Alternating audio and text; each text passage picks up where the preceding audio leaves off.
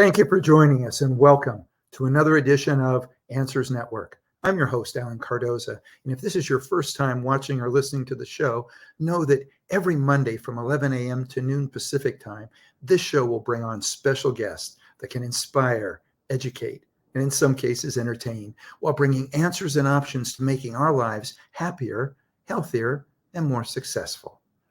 And I'd really appreciate it if you could all do me a big favor. Please forward one of our shows to your social media group and to someone you know who can benefit from a particular subject. And know that sharing my show and others like it that focus on improved health, happiness, education, and success is just one powerful way we can make a positive difference in the world together. Now, every person, whether it's a baby, a child, a teenager, or an adult, interacts with the world in their own unique way. Yet, some have a harder time than others due to a variety of sensory processing issues, which can lead to motor delays, learning differences, frustration, anxiety, emotional behavior, and social challenges, as well as a diagnosis of ADHD or autism spectrum. As our guest today reveals, these children are not broken. We are all unique. Some just need more options and new ways to approach the world in order to make better sense of it all.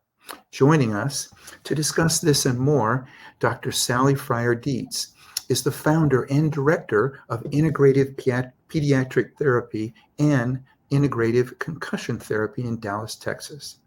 Sally lectures and teaches nationally and internationally on sensory integration, developmental therapy, CranioSacral Therapy, concussion rehabilitation, and the efficacy of combining traditional and alternative treatment methods. Now, she has written 2 books, When Kids Fly, Solutions for Children with Sensory Integration Challenges, and her latest book, Sensory Processing Solutions, Drug-Free Therapies to Realize Your Child's Full Potential. Now, Sally also has degrees in child development and physical therapy and her doctorate in pediatric physical therapy. She's licensed to practice in Texas and California and is certified in many therapeutic protocols, including advanced training in both vestibular and concussion rehabilitation. Sally, welcome to Answers Network. Thank you for having me on your show. I'm excited to be here.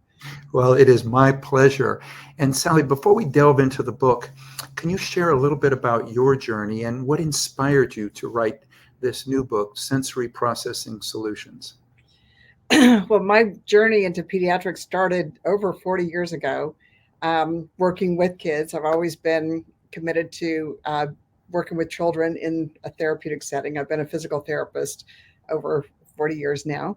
And it became very close and personal when my own child, who at the time was 5 years old, began to show signs of some sensory integration processing issues. And that is really what prompted me to look into lots of different ways to help support him. Just because at that time in my professional life and in his little life, the only option was medication.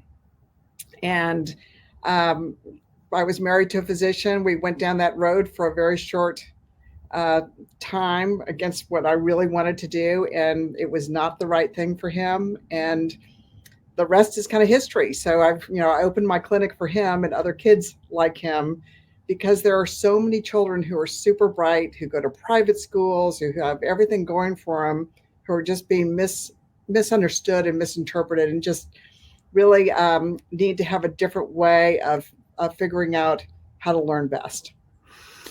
As you were saying that, I envisioned a conversation. And if you could let us in on the conversation, take us back. And you, who are a physical therapist, which means you generally learn how to do a lot more things without medication, and a medical doctor husband who has gone through training. And I don't think I'm giving up any secrets when I say that Big Pharma is heavily involved in the training of medical doctors today. share with us a little bit about how that conversation went? Well, most physicians in general are trained in what we call allopathic medicine, which is medications, watching for diseases and those kinds of things, but not necessarily developmental pediatrics. And my background was in developmental pediatrics and developmental therapy.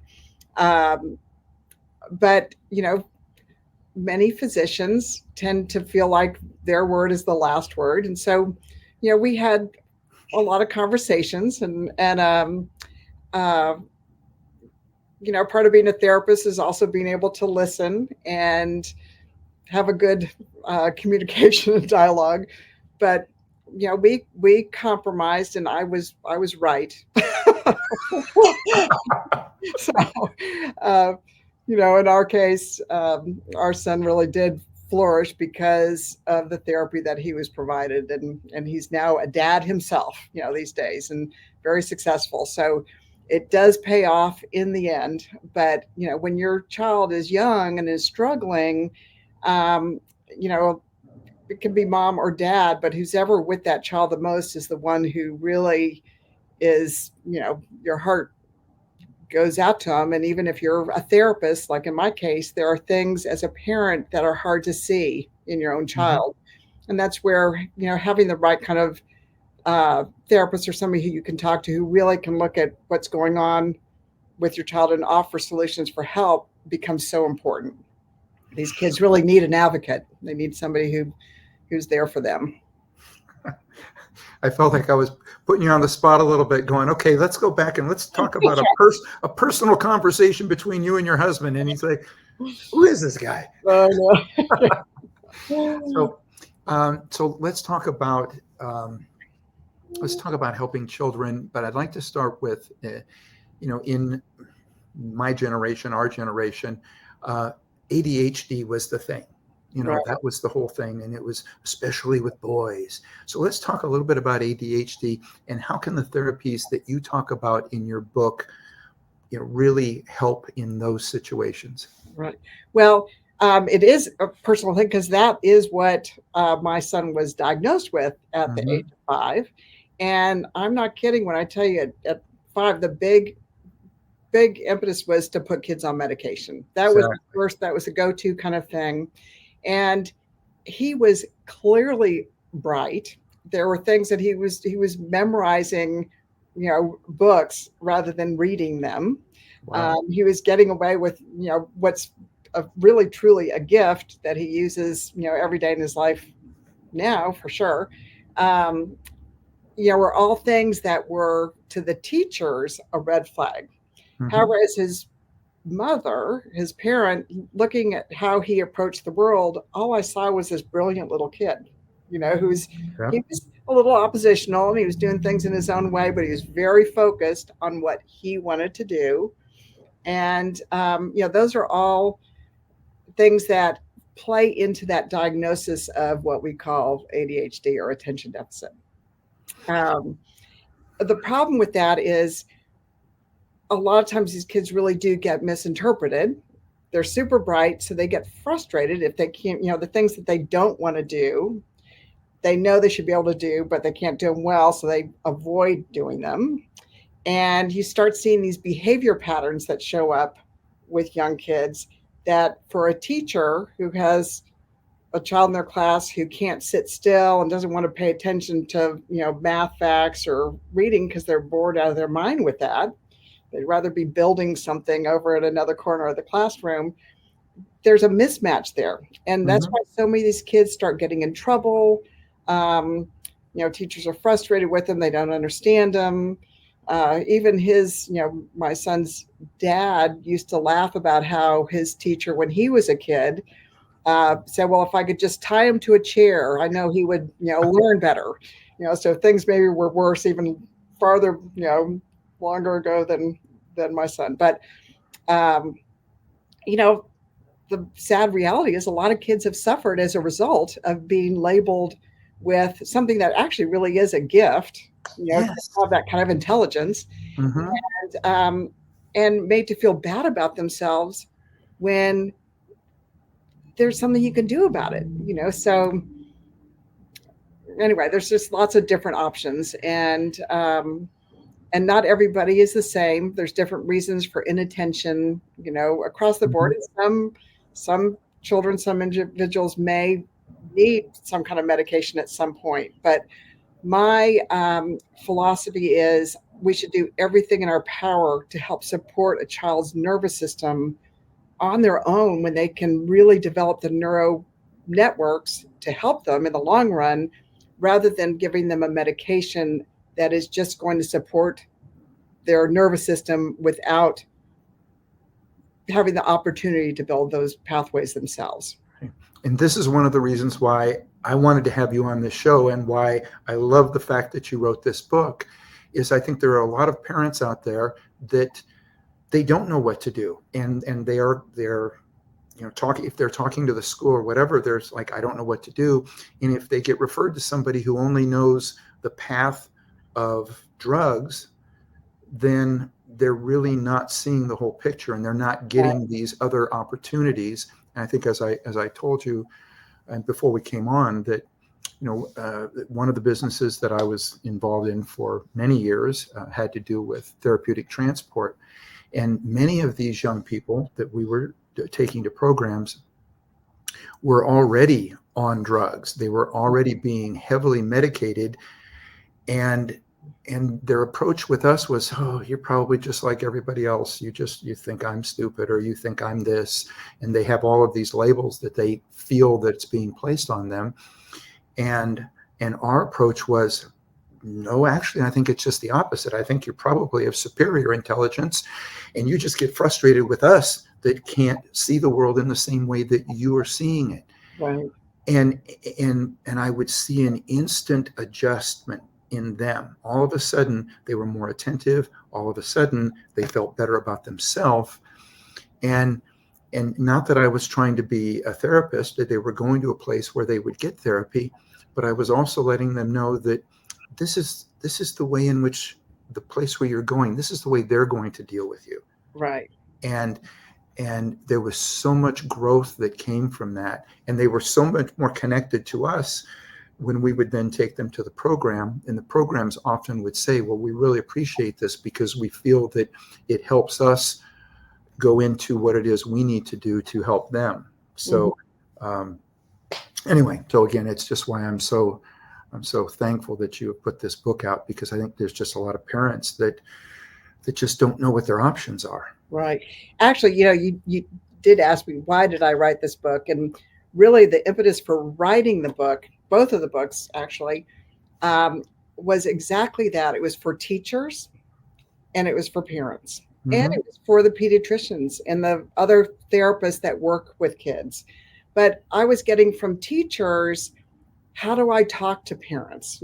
How do I bring up these concerns? And so many times the teacher was, didn't want to say anything because, for many years there was a,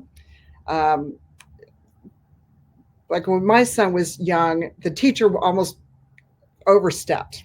They were more prone to put out their own diagnosis, and nobody can diagnose any kind of a medical like ADHD except for a physician.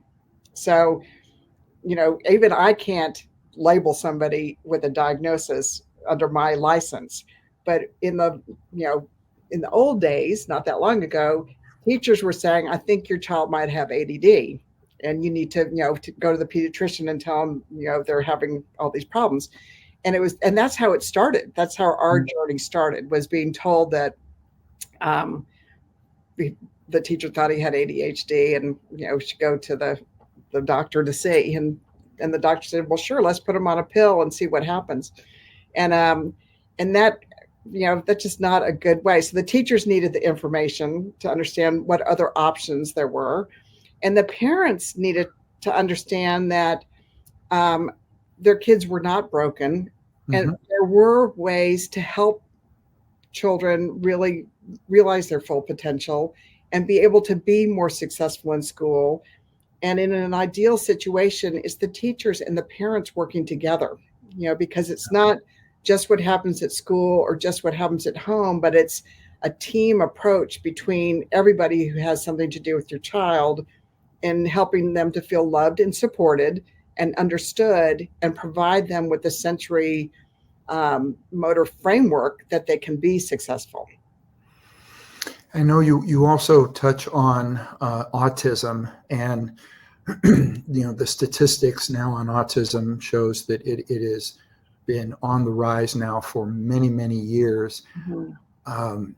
And again, I think it's an area to where there's too much focus on what is the drug that's going to be able to fix this.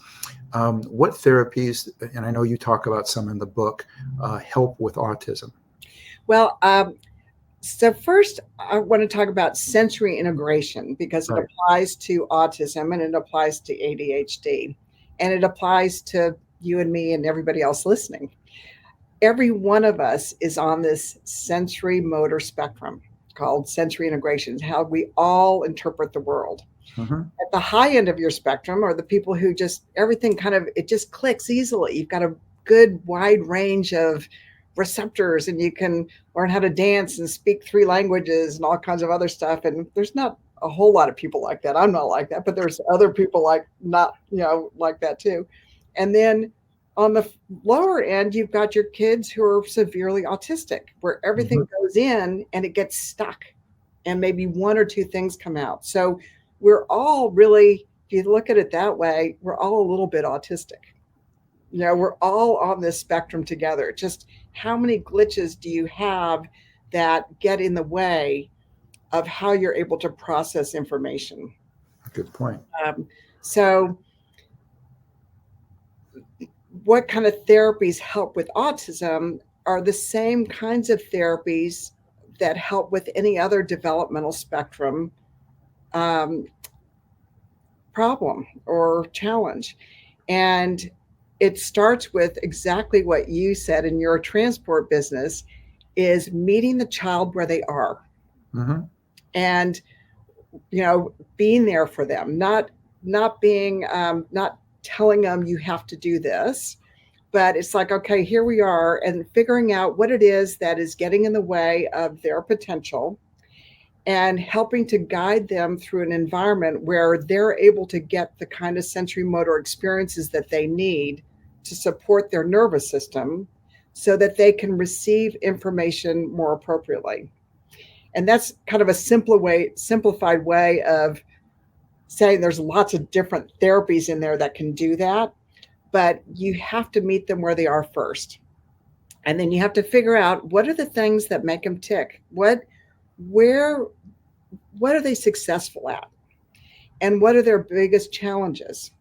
And you build on those successes while you help to support and enhance and lessen those challenges. So you're always building in the positive. Mm-hmm. And when you do that, kids are invested, they're having fun, and it's self-motivating. And that is what drives that neurotransmission and neural growth. Right. Of, nerves coming together that allows them to be able to do more and more on their own. So how we get there is through a lot of different ways, but that's really what we're trying to do. Now, so while we're talking about the sensory integration, I know that you also go into the book and talk about some of the similarities between sensory integration deficits and the effects of concussion. Now, we had somebody on here a couple of years ago, I think, that had to do with talking about the concussions that high school and college football players were getting. What are some of the similarities, and can some of the same therapies help in those situations? Yeah, absolutely. I'm so glad you asked about that. And actually, it's kind of interesting how I ended up really getting into more concussion rehab. And we first started getting a lot of referrals for children and adults who'd had concussions for a therapy called CranioSacral Therapy, because it helped to calm the nervous system down and allow it to be more receptive to sensory input coming in. It's a great complementary therapy for all the other things that we do. With a concussion, you have an injury to the brain, and your brain is kind of like, it's shaken up. It's got, we've got extra metabolites kind of, circulating in the central nervous system, and you have headaches and foggy thinking, and there's other symptoms when you've had a severe enough concussion to get in the way. But a lot of the cause of those symptoms are things like vestibular dysfunction, which is your balance systems, which is what we see with children with sensory integration disorder. We see functional vision problems. It's hard to, be on the computer because of the different lights, or, visual motor things cause headaches in the world of concussion. Well, we have functional vision problems with children with learning differences and, different developmental sensory integration spectrums. Same kind of thing helps to support that. So all of a sudden there was this similarity of, well, these concussion people were having all the same kinds of problems, different etiology because it wasn't developmental, but as our developmental pediatric side. And we began looking at that and again, delving into what are the things that really help to support somebody in rehab from a concussion, and the vestibular and the functional vision were two big pieces of that. So there's all this overlap between those two things, and with both the developmental pediatric side and the concussion side, we do a lot of work with the vestibular system and the functional vision to help support the nervous system to be function as optimally as possible. So when you can you walk us through an example, if you can take either one of your cases or something, and just walk through an example so that the people that are out there, if their child is somewhere close to something that you're describing, and then go into what type of therapy or sensory integration that was done, and then what the final result was. Okay, so for a sensory integration kind of example, we'll get children who come to our clinic at different stages of school, but one of the big times is around the age of 5 or 6, because they're now no longer a preschooler. They made it through kindergarten. If they were having challenges in kindergarten, there's a tendency for a lot of pediatricians or people to think, well, they'll grow out of it. Just wait, when they get into first grade, everything's going to be okay. Well, they get into first grade and they don't want to sit still. They are not too interested in reading, maybe this little person, or maybe they don't want to do math or whatever. Anyway, they're kind of getting in other people's business, and they're not settling down to do what it is that the teacher wants them to do. There's certainly different kinds of school environments where that might show up more or less. And, this is where the boys really get picked on, because more often than not, it's the boys who become the class clowns or the troublemakers, or just, are kind of a little more challenging than a little girl who might have the same problems, but the way they deal with it is just being super shy. They don't want to do anything. They don't want to get engaged with other groups of kids. They may be showing up in a completely different way. And I don't mean all boys do it this way and all girls do it that way. It goes both ways, but this is just for an example. So anyway, the teacher, they have their first parent conference. Teacher tells the parent that, is having trouble, with his letters, and we're having, different things, and maybe some reversals, and doesn't like to hold a, really messy writing, and doesn't seem to want to settle down and do his work. So if they're lucky, they have a teacher who says, you might want to go and have a sensory motor evaluation, and would refer them to a therapist like what we do in our clinic, who is trained in sensory integration and developmental pediatrics. And that's really key. It's not like just going to a physical therapist or an occupational therapist or even a speech therapist who just does more traditional medicine, but it's somebody who is specifically trained in sensory motor and child development, and understands kids and learning differences, and really, sees the whole child. What we would do then is do a complete sensory motor developmental evaluation. And that looks at what is their developmental profile from birth? What did they, what were their developmental milestones like? What were they like as a child? What were their preferences to, play with? Did they like going outside? Did they like, just all those different little things that add up? And then we have the kind of testing we do. It's not a psychoeducational test. It's not sitting down and looking at, how well they process numbers or letters or anything like that. It's a really looking at all their gross and fine motor development. How do they hold a pencil?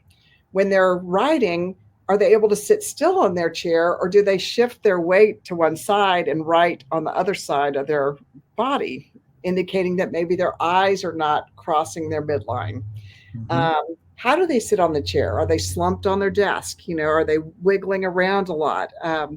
So we look at the gross and fine motor aspects of their development, and then we take them into one of our sensory motor gyms. That's like, one of my favorite thing of my grandkids is to come to the gym. We have climbing walls, and we have zip lines, and we have all this hanging equipment because we're working with vestibular issues. And we see how they interact in that environment. Are they shy about it? Are they a little hesitant to try something new?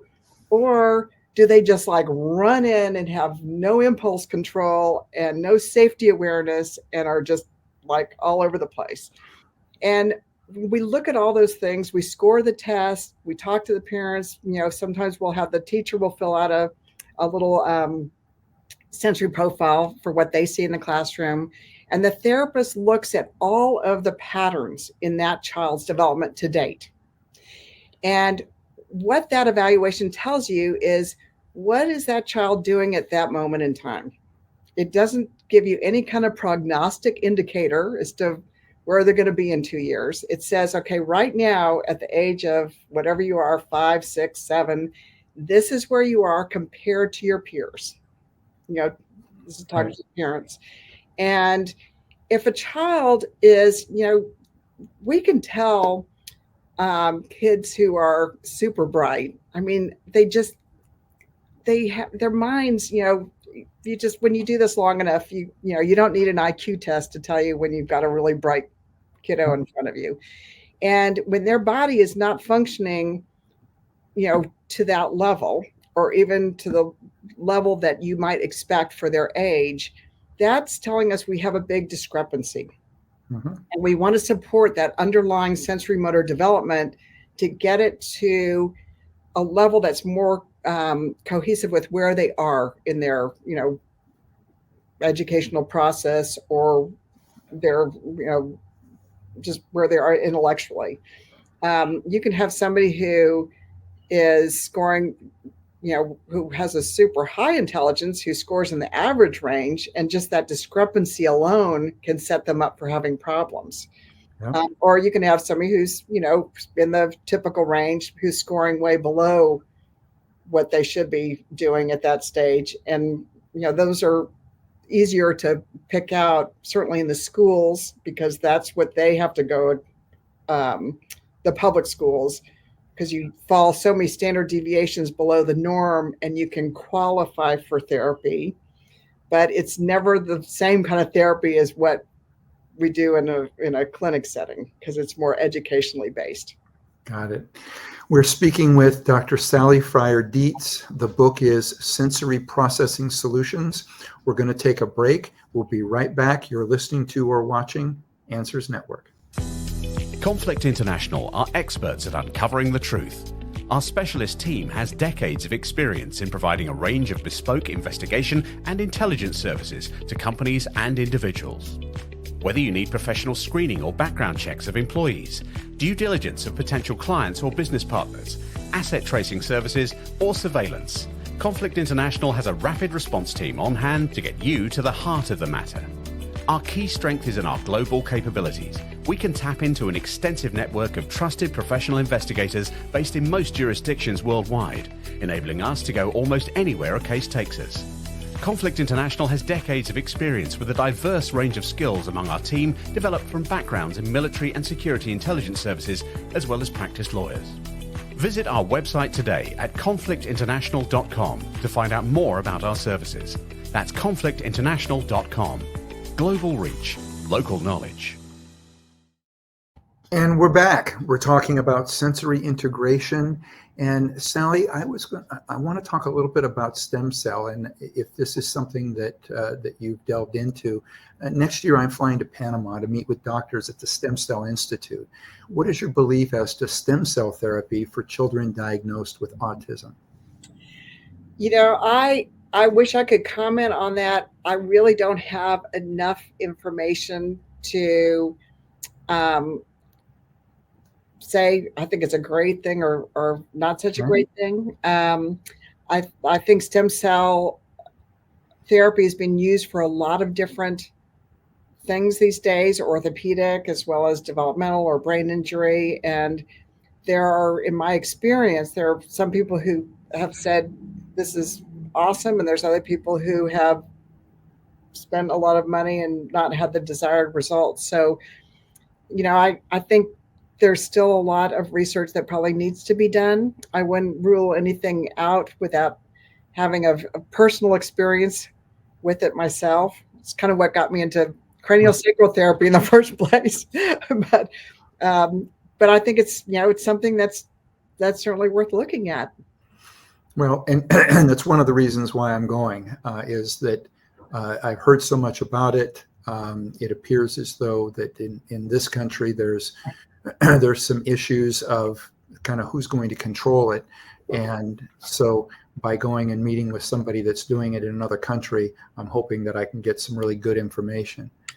Now, what I'd like to do is I'd like to sort of set up a scenario.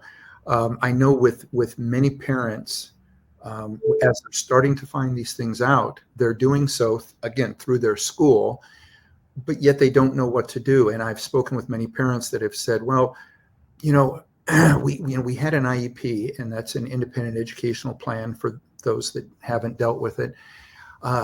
We had an IEP, and they set my child up for speech therapy. Right. And that's the only thing that they did. So, and again, in the past, I've worked with many educational consultants, and I've sat in on IEPs myself.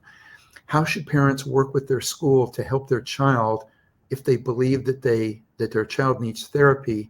And what should they then do if what the school suggests does not make sense in regards to what they think their child needs? Right. Well, here's where it gets very confusing for parents. Sure. Every state has a different set of laws that provide therapeutic services through the school districts. However, all of those laws relate to what we call, or what is called, educational goals. So what that means is when you go and have an evaluation through your school district, they're looking at what does this child need to be successful in this school? And many times those things are not the same thing that you look at when you have a complete sensory motor developmental evaluation. Your private therapists are going to be the ones who are kind of operating outside of typical insurance reimbursement a lot of times. They're really looking at what is it that's going to make the difference for a child overall in their sensory motor development, in their success in school, in how they learn, how they behave with other people. But for the school districts, it's really more about, okay, how can they behave in this classroom? Right. So those are different things. So a lot of times kids will be evaluated by the school district, and they'll end up with speech because that seems like the obvious way to deal with communication if they're having trouble communicating.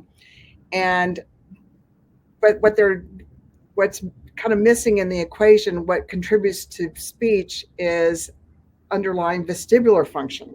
They share the same neural pathways. And Right. so kids who get sensory motor development or lots of sensory motor experiences often will do better in their speech. But schools, they do the best they can. Right now we have 1 in 40 children being diagnosed with autism. Mm-hmm. And you think about all the learning differences and attention deficits and everything else that is on top of that. It's amazing that anybody is typical anymore in school. Right. So they have to have some way of drawing the line as to who they can provide services for and who they won't. So what they will do most often is you have to be more than 2 standard deviations below the norm to qualify for any kind of service, whether it's PT, OT, or speech. So for PT, that means, can they get to the bathroom? Right. And if they can't get to the bathroom, then they'll probably qualify for PT, or they can't walk, or there's some other major thing going on. For OT, if they're lucky and if they have something, a diagnosis like autism, they'll probably qualify for OT services, but it might be once or twice a month. Or maybe it's 30 minutes once a week, which, I see that less and less. It's not enough to make a difference on your overall sensory motor system. What I recommend to parents, we'll see a lot of children who go to private schools. Mm-hmm. And they have, they were able to get into the school. It just, there's something that's, getting in the way of their being successful. But they're spending a lot of money at school, and private schools do not have to adhere to the same standards as your public schools. So if you go to private school, you don't qualify for anything. Right. If you've got a lot of issues that are getting in the way, like with, severe autism or something else, then it probably makes more sense to go to your public school, do the testing there, qualify for as many services as you can, and then spend your tuition dollars on private therapy, to get the support that you need to really work on the whole individual. And I like that. It's, it's hard to, it's like, where do you put your focus? And, so many times there's, big arguments between schools and parents because kids aren't qualifying for services because they're doing better than what the schools are looking at to support them in the classrooms. And so you end up just frustrated and not getting what anybody needs. Well, if I could hand you a magic wand, here it comes. Okay. If I could hand you a magic wand, what are the changes that you would make so that more children could get the help that they need, or how we can reverse some of these trends? So my magic wand would be that all children, first of all, we don't focus on reading and writing in preschool. Preschoolers, they need to play. They need to learn how to relate to each other. They need to be strengthening their big muscles and, strengthening their emotional muscle of, how to share and all those kinds of things. So we get rid of all the academics, in the preschool. When they get into, first grade and up, let's get these kids outside more. They still need to be moving. Too many kids are stuck in a desk too early. And the activities that really help to support a healthy nervous system, and I'm talking about all kids, kids Right. who have issues as well as kids who maybe are doing okay on their own. They all need to play. They all need to build muscles. They all need to run around. Too many teachers still keep kids in from recess because somebody didn't get their homework done or some worksheet needed to be completed. And those are the first ones that need to be out on the playground. Yeah. Because that's what's going to help to support their nervous system and organize them to be able to, focus long enough to get something like that done. More more music, more creative arts, all these things are now like electives. They're something that, we don't get to, see enough of in schools, and more time is spent on, studying to a test for these little, younger kids. And I think we're doing our children a disservice by being so hyper focused on just the academic part and forgetting about, a whole person and how you grow and develop in the first place. Are you seeing some of these things being done in other countries, and where they can show the the statistics on how it's helping? Well, you can actually see it in this country in certain educational, systems, like your, a lot of your Montessori schools and Montessori, different schools where, it's more an experiential learning environment where they're really using all their senses to learn and grow and develop. And I like to tell parents and teachers when I do talks about, just to think about, if you're learning about a pine cone and you just have an iPad in front of you with a picture of a pine cone and a word that says pine cone, or even worse, a flashcard that has a pine cone with a word. That's a very different experience than holding onto a pine cone and feeling, prickly parts and the stickiness and the smell, and it's lighter than it looks for its mass, and all these different things that go into what a pine cone is. And too many kids are learning through. I mean, we have parents who do flashcards with babies. It's like that's missing the point. We need to be playing with our babies and holding them and rocking them and singing to them and, all those experiential things. And we wonder why autism is so high. It's a lot of different factors that are playing into it. I have a couple of thoughts, but one of them that popped in was, can I let you know now that you have an invitation to come back on the show when you announce you're running for the head of the Department of Education? Can we do that on this show? That would be great. Yeah. Oh, I know. I wish I could sit in on one of those meetings one of these days, but yeah. There are some that say that a lot of the problem is diet.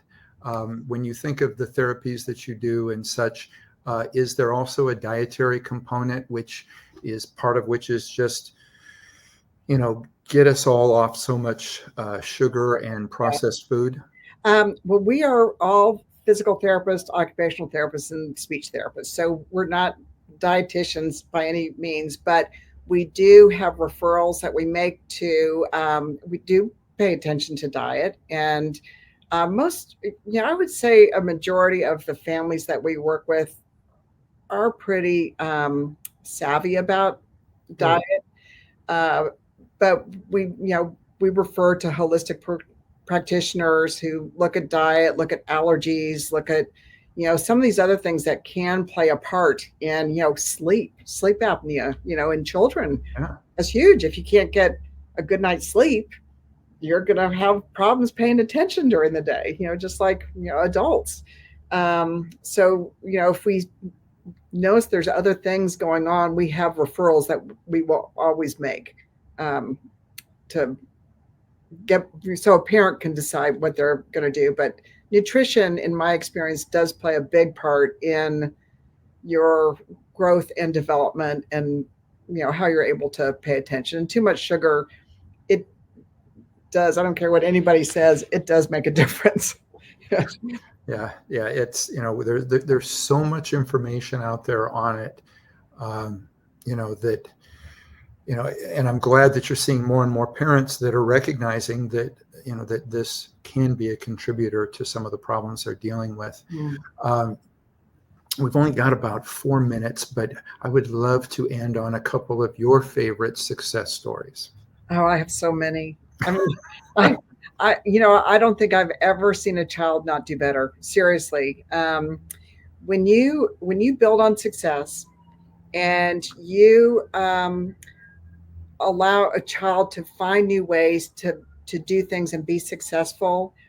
I can't tell you how many times we get asked by parents if we'll go home with them, especially when they first start, because these kids, they really do grow and develop. I mean, I've been doing this long enough now that I have kids that I saw as kids who's now they're bringing their kids to me. I love it. So only they get it more than previous generations in many ways, because I lived through it. But I just think we all deserve a chance, and life has gotten a lot more complicated, and certainly for kids, and being able to play. I'm a big advocate for play, and I just say let your kids play, have fun, do things together, and enjoy life. Well, again, I just can't thank you enough for what you're doing. I love the fact that you are starting with our children that are so young, and I just know that you are making a huge positive difference in our next generation, and that is where we need it most. So Sally, going back to the book, I assume it can be purchased anywhere books are sold. Amazon, yes, or wherever. I also like to share with people that, if you have your favorite local bookstore, let's help keep them in business. So call them, see if they have the book.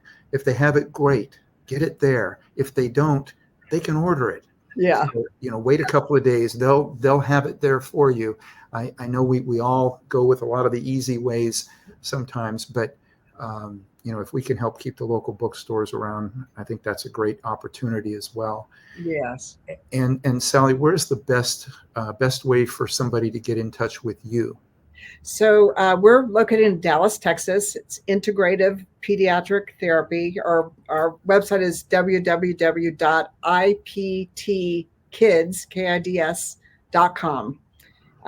And they can always email me at sallyf@iptkids.com, or give our office a call.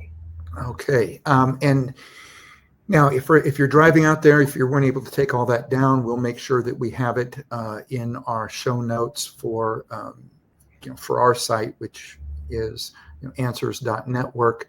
Now, Sally, is there an association or something that you belong to? So if somebody's out there and they go, "Oh my God, I love this, but I'm in New York City," is there an association that they can go to or a place to where there's a list of people who have met certain qualifications to be able to join that association? There really isn't. I mean, I'm in the APTA, the American Physical Therapy Association, but there's not a big sensory integration developmental pediatric association. I would say, look in Google sensory integration, physical and occupational therapy, and go visit these clinics. Go call them, find out what they do, what their approach is. Certainly, if you read my book, there's all kinds of talks about vestibular and proprioceptive and tactile and all the things that are a part of what we call sensory integration therapy. And then good clinics have therapists who are trained in lots of different therapies and modalities, because everybody is different, as you know. So the more options a place has to offer, I think that's great. It's the world is a big place, and so we just have to kind of see who's nearby and do your best. I wish there was an association, but there's not one that I know of.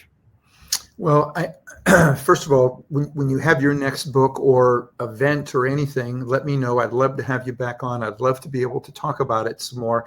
And only I think that we would need to do it remotely from your location so that I can climb the wall as well. I know you really do need to come see what we do here. It's very cool. I would love that, and I have a son that's in Dallas, so that would give me a great reason to fly out there. Okay, when you come out to visit, you better call me. You got it. Okay, got it. thanks so much, Alan. All right. And again, thank you so much. And for everybody out there, be with us next week. We're going to be joined by Dorothy Susskind, and she's going to discuss her new book, Workplace Bullying. So this is another area, and we haven't touched on that much, but I think we're running into a time where there's so much going on at work that was not been addressed in the past, but it's being addressed now, and that's why you need to come and listen. And when Dorothy tells us more about it. Now, for everybody out there, please visit our archives of past interviews. You can do so by going to our website at answers.network, or just subscribe to the show. You can do it through Apple Podcasts, iHeartRadio, Spotify, SoundCloud, YouTube, Rumble, Spreaker, BeatShoe, YouTube, and many other popular Okay, Peter Piper picked a peck of pickled peppers. I can do it. Podcast platforms. If you like what you hear, please leave a review. It'll help us reach more people, and I want you to know we greatly appreciate it. The next time you're on Facebook, X, or Instagram, please remember, stop by our page, check out some of our latest posts. If you like them, please like us and spread the word. For everybody out there, be good human beings, and be with us again next week on Answers Network.